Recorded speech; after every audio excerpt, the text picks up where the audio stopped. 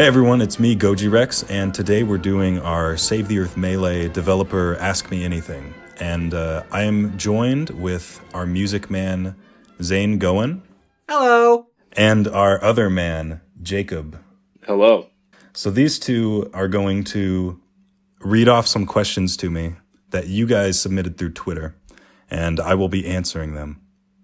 So, without further ado, let us get right into this. And I have to preface this first question because there were a lot of questions I had to merge into a singular first question that we will get out of the way. And Zane, let's have you read the first question. Will X character be added to the game?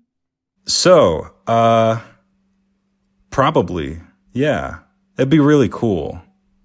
I think it'd be really cool if X character were added to the game.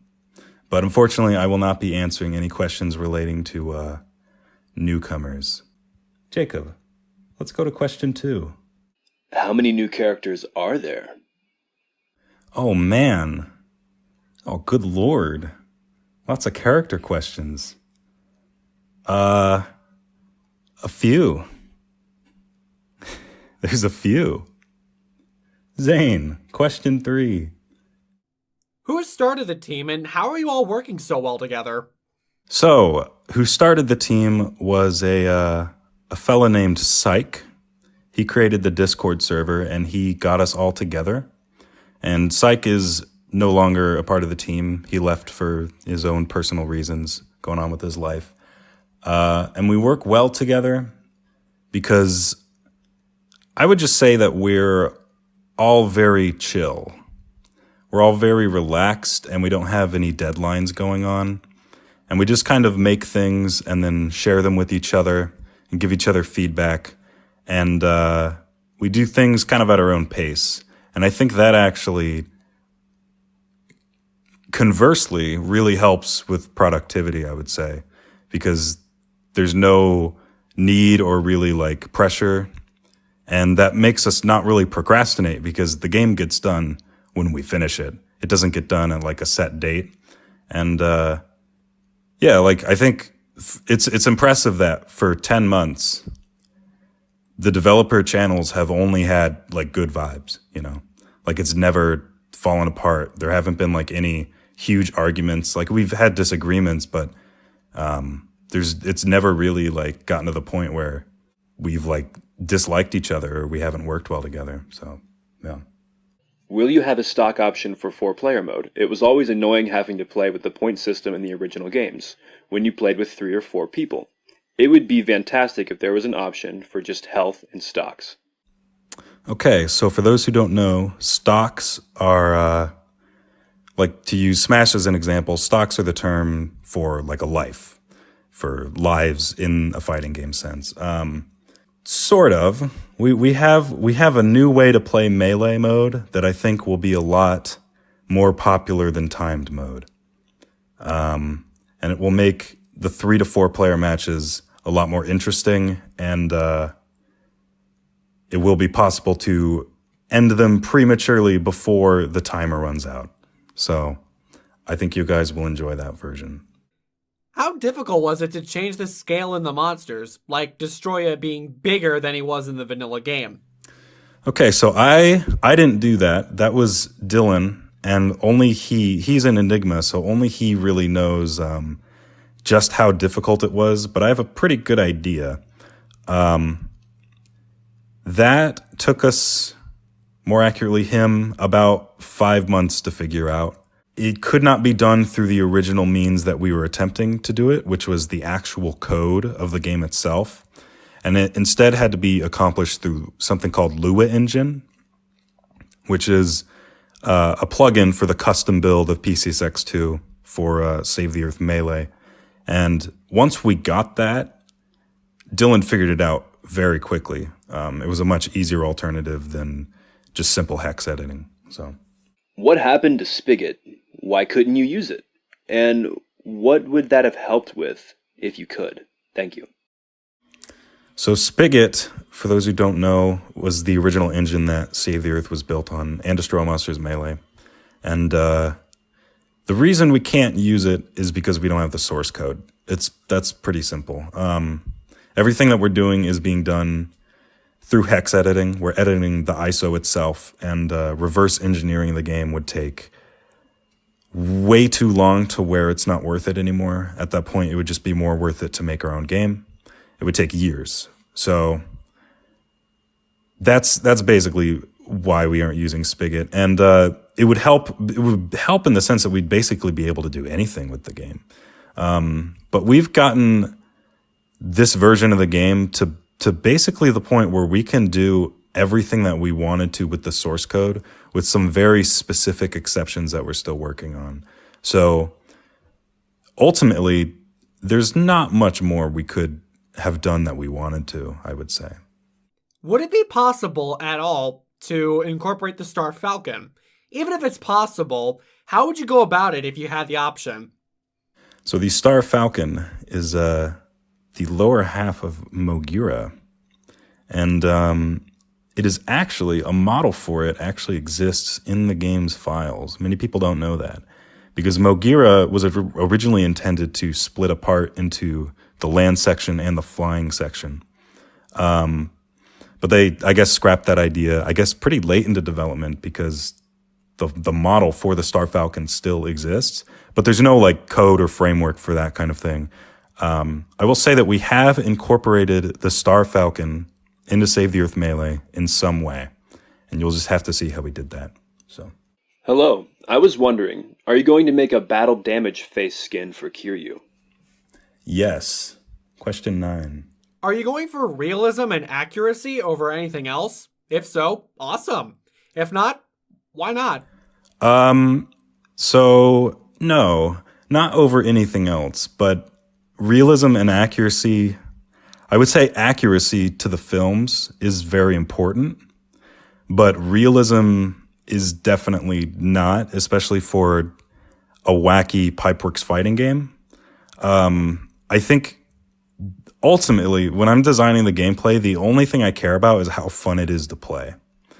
And I take a lot of liberties with like character movesets to make it fun and accurate second. Because I feel that ultimately what's on screen in a movie sometimes can translate well to a game, but most of the time cannot. And I think the most realistic and accurate Godzilla game out there is Godzilla PS4. And that game has its own merits, but people don't really like that game across the board. And I think the reason why is because it was so strict on its realism and accuracy, and it didn't take that many liberties with just focusing on being a fun game, first and foremost. So that's what we're really focused on here, is making the game as fun as possible to play. Are you going to add Biolante to the game, since she was practically done for the original STE? So that's a two-parter answer. The first one is yes, we will be adding Biolante. But the second part, this is actually a misconception that Biolante was practically done for the original game. She is not even close to being done. She's maybe 35% done. And she's extremely broken in the sense that she's overpowered, but also she's missing a lot of attacks. A lot of her attacks don't work. Like knockback affects her in a very strange way. And the game will sometimes crash with her like burrowing mode. And that stuff gets pretty janky if you ever watch videos like with the burrowing mode.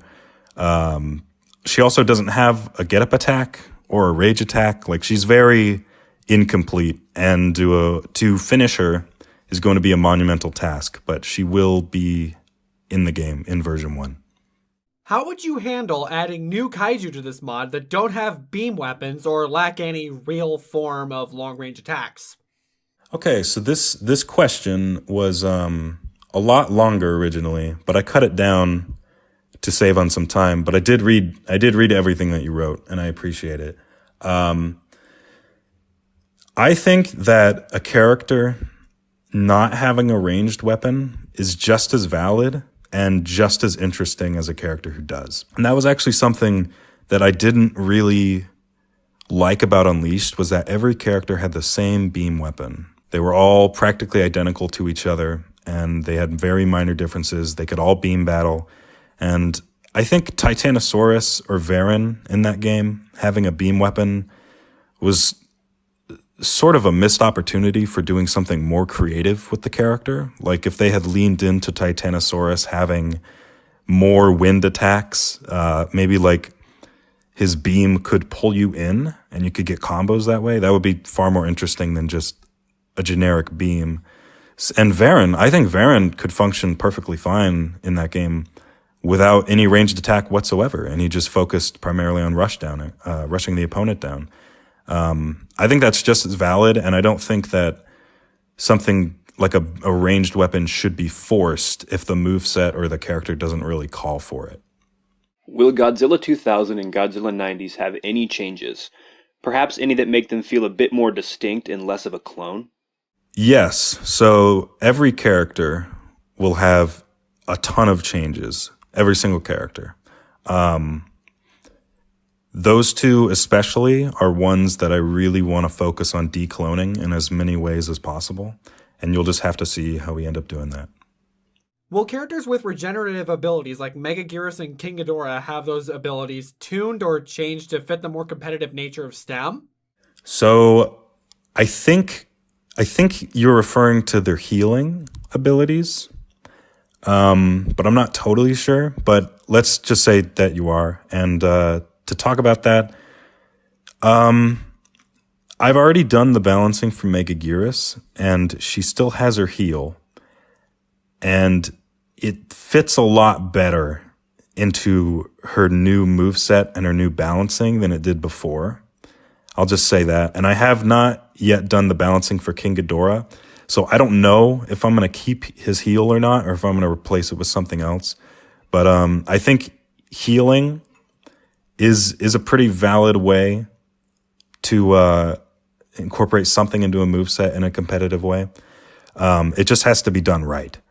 And I will say that Space Godzilla, his healing was toned way down with each crystal, because you know that he has 6 crystals now. And before, healing from just one crystal would heal 15 health each. So if you had 2 out, that was 30 health. Now they heal a lot less health each. They heal 6. But if you have 6 out, that's 36 health regenerated. So it's more of, that's like the maximum amount. That's like end game. If you have all 6 crystals out somehow, because they're very disposable now, then you can heal a bit more than you could in vanilla. But if you just have 1 out, you're barely healing anything. So I think it's much more balanced in that way, to answer your question. Wow, I like this one. Obsidious? Obsidious? Yeah, Obsidious. Obsidious. Obsidious? That would be really cool. That would be. That would be cool. Yeah. Very cool. Very cool. Do all of the characters have updated moves like Kiryu and Destroya? Also, will the characters have different era skins? For example, a Mothra Leo skin for Mothra or a Showa Baragon skin? So, every character has an updated moveset that is far better and more interesting than the one they had in vanilla. Every character has usually like a minimum of 6 pages of changes in the changelog. I think Kiryu had like 9 and Destroya had like 7 or 8. And like personally, I'm focusing primarily on like incorporating as many movie abilities as I can, as well as things that are just cool, that fit the moveset. But no character will play the same way that they played in vanilla. Some more than others. Like a few characters are just kind of the vanilla character, but way better and way more interesting because I thought that they were practically perfect. But some were definitely not, and they had severe changes. The second part of your question was, will there be different era skins, like different suits? I can't speak to the ones that you specifically mentioned, but there will be a few. There will be a couple. But don't expect it to be the norm with skins because we're focusing primarily on, for version 1, palette swaps because they are the least time consuming with this process as we're overhauling everything. And palette swaps, I think like a creative palette swap, which is it's a lot faster to do. And I think it services those roles of like a skin better than another suit, which could take dozens, if not hundreds of hours to create, which I think would be better suited for a future content update. But that being said, there will be some alternate suits in the game for other characters. Once the game is finished or in a playable state, how will we be able to play it? So the game will be a PC exclusive, and it will be played through a custom build of PCSX2 that will be as plug and play as possible. We're still kind of building the custom build, but hopefully it will just be, you put it in a folder and you press play and then you're playing it. Maybe you have to map your controller inputs, whichever controller you want to use. You can use any USB controller or your keyboard if you want. But other than that, it'll be very simple to just play. How will you be implementing the unlocking system? Will it be a mixture of Dam and Save the Earth where you play through the game to unlock Kaiju stages? Or will it just be earning credits to buy the unlocks through the in-game store? So having a Destroy All Monsters unlocking system, the arcade-style system, that is one of those things that would require the source code because that involves writing brand new code. The credit system is something I'm not a fan of.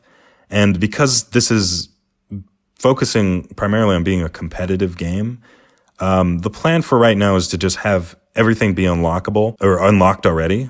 All the monsters, all the stages.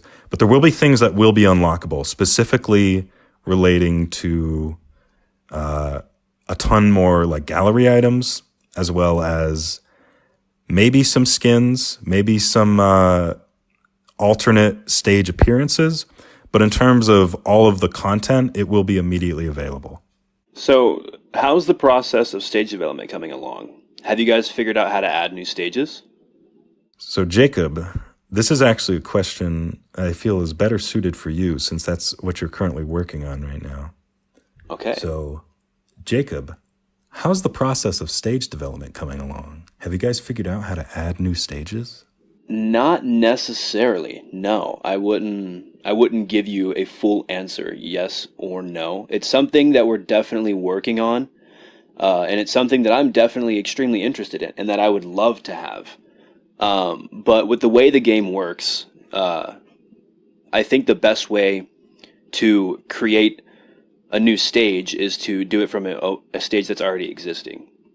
But when it comes to the process of stage development, from what we know, I personally haven't experimented with it enough, but from what we know, I would say that it's going along well. There are some things that we might be able to add to stages, and I think that's all I'll say, is there are things that we might be able to add to certain stages, and that you should keep your eye out when playing on those stages. Very, very nice. Okay, thank you. Next question. Is Gojirex single? Is Gojirex single? Unfortunately, he is not. That was my question. No. That's great. I guess next question. Alrighty. STEM is heavily inspired by both DAM and STE. Was there anything in STEM that was learned from Unleashed? Okay, so this was I think one of the most interesting questions that we got because the attitude towards Unleashed is mostly negative, and I think a lot of that is warranted, but I think in general that's pretty unfortunate because there is a lot of really cool stuff in Unleashed, specifically with how the characters work in terms of like their movesets. Like an example would be like Megaguirus. In Save the Earth, she flies low and she flies high, and she can only do those two things. and she can only really do her attacks when she's flying low. Whereas in Unleashed, at any y-axis, she can attack. And that's really cool. I don't think that's not possible in Save the Earth's engine. That's why they had to rewrite the engine. But that's just an example of things in Unleashed that many people overlook that I've been looking at closely to see what I can take. Like other interesting things in Unleashed are like you can move while you're doing your beam. Again, I'm not saying that's going to be in the game. But there were some things that I did take, like the shorter stun animations for like hurting your hand or hurting your foot. That inspired me to shorten the length of the actual toe stubs and hand stubs, and try to get it to look more like that, since we can't take the actual animations from the game. But just stuff like that. Just know that like I am looking at the things that Unleashed did right, and I'm seeing where I can fit those aspects into the gameplay of Save the Earth Melee. Will the game's menu have any changes, cosmetic or otherwise? If so, how extensive are the changes?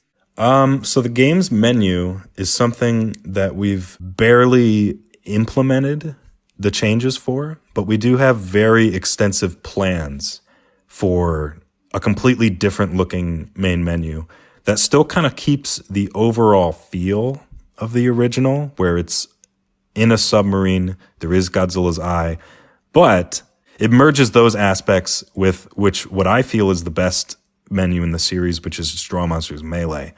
So I think you guys will really appreciate the new main menu we have for Save the Earth Melee. Will mini games be added or changed / removed? So the challenges, the mini games, we're in kind of a difficult spot with those, I would say, because they aren't very good, and many people feel that like in action mode, the challenges aren't very fun. They try their hardest to skip over them. Like many playthroughs you see of action mode with Godzilla 2000, they just destroy the pyramid building because they don't want to deal with the challenge. So it kind of raises the question, are they worth trying to change? Because we're primarily focused on just the multiplayer experience, but more accurately the actual gameplay, the fundamental aspects of gameplay. And there are changes to action mode. There are a lot of changes to action mode.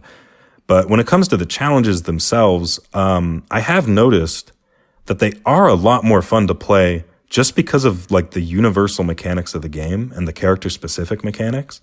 They make them a lot easier and a lot more tolerable. But setting aside time to actually try and fix them, that's kind of a difficult position we're in, because that's a lot of time spent on something I personally don't really care about. But if we don't change anything, people might be upset with us, and we can't just straight up remove them from the game because people would also be really upset with us. So that's kind of a weird situation for us. We might overhaul them at a later date, but it's not what we're currently focused on. How many custom skins will we be able to have per character? Just 2 or more? How will we be selectable? Thank you for making such an amazing thing for such an amazing game. You are welcome. I think that's one of my favorite things about Save the Earth Melee is the skin system, which is a much bigger deal than I think many people realize. Just how much it adds to the game, like having those different appearances and being able to play as the same monster without it feeling kind of weird. Like I think it's a huge aspect of the game that's being added.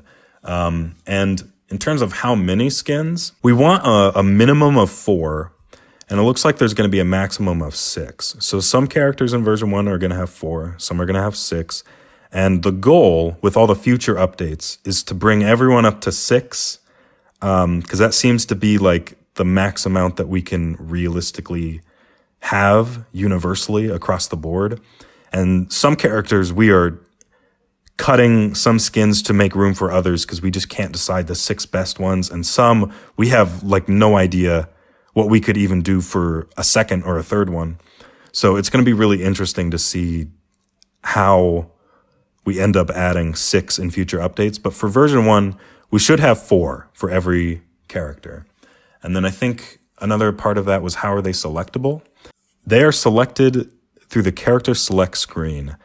You lock in your character first, and then you press a button, and that button is specific to skin 1, skin 2, skin 3, and the menu lets you know which skin is which. So you select it in the actual menu itself. There's no file swapping required. But we might include a few extra textures that we made that didn't make the final cut if you want to swap out those files as well, because the game will be very easy to mod for your own personal use. So, How about Kiryu and SMG armor, which I assume refers to Super Mechagodzilla? Will it change for the better? I remember how annoying it was fighting a Kiryu when he had that armor. Best wishes with the project mates. So all armor, with some exceptions, like on some very specific attacks, have armor, but it is always breakable by anything heavier than light flinch, which is like jabs. All armor is removed, and that specific armor was not actually technically armor. That was their special typing. So typings, the character stats, resistances, weaknesses, those are just gone. Those we realized it took us a while to like fully realize that those have no place in this game. Because for a while we toned them down, and then we removed all of them except for just like one typing for each character, and then we kept in some very specifically. But we realized this kind of stuff has no place in a fighting game, especially the special typing that some characters have, which is like King Ghidorah and Orga don't flinch at all to blunt attacks, and the 2 Mechagodzillas don't flinch at all to edged attacks. And it's like there's no real reason to keep that stuff in the game. It just prolongs the match. It's anti-competitive, and ultimately it's not fun. It wasn't fun to fight, and it created a sort of matchup imbalance that didn't feel fair. The characters are balanced in a much more healthy and unique way with their move sets and more natural stats like that rather than just numbers. So that kind of stuff is no longer in the game. Kiryu can flinch with the rest of them. Aside from the higher resolution textures, what other features of STEM were made possible thanks to the custom PCSX2 build? Only features you're willing to share at this time, if any. The custom build is what allowed us to use the Lua backend engine. And Lua is basically what enables us to do any of the cool stuff with the game. So resizing monsters, that came from Lua. The new game modes, like no buildings, no barriers, stuff like that, turning off items, all that stuff came from Lua. That's what makes it possible. There are some other things as well that Lua allows us to do that I would love to go into here, but we're saving for future presentations. But just know there is a very specific reason that this game is a PC exclusive, and it is because of the script injector for Lua. Like, it changes the game in so many ways that were only possible with the source code. And at this point, we've basically reverse engineered the entire game using this custom build. So that's really exciting. Next question. Who is the character you've had the most fun developing? So this is a hard one because I feel like it's whichever one I'm currently working on, because with each new character, I'm always like, oh, this is my main, easy. This is like the coolest character I've made so far. And it's because with each new character, I discover new things that can be done with the game that I hadn't thought of, in like through the hex editing. So characters that I started, like the first characters that we truly overhauled were like Kiryu, Jet Jaguar, Space Godzilla. And they're all really cool. They're really cool in this game, but they are not as cool as the most recent ones that I've overhauled, where the coding gets like super complex and the movesets get like super crazy compared to the more simple ones. So I would say so far, if I had to pick, the most fun I had working on a character was probably Gigan. And I think when you guys see how Gigan plays, you're going to understand exactly why. Like, he is super crazy. And I'm really excited. He might, or he might not, be one that we reveal before the game comes out. It just kind of depends on where we are in development. Because, again, like I mentioned in the other presentation, some characters, their gameplay is totally done, but they have no model and no texture. It's vanilla. Other characters, it's the complete opposite, where they play exactly like how they did in vanilla. They aren't very fun, but they look amazing. So it really sucks for us because we want to show stuff off, but it's not completed in every area. So we don't want to give like a false impression of what they'll look like or what they'll play like. And Gigan right now is one of those characters where his gameplay is totally done, but his visual side is not yet completed. But I hope that we can show off a lot more characters before the final presentation. That would be my hope. Well, that is the end of our list. Thank you so much for all these questions, and I had a fun time enjoying them, and I hope that this was a very exciting information dump for all of you. And I'm sorry if I did not answer your question, specifically if it's relating to newcomers. But thank you everyone for listening, and thank you Jacob and Zane for asking these questions, doing this with me. Of course. It was fun. Oh, you're welcome. All right. We'll see you all next time.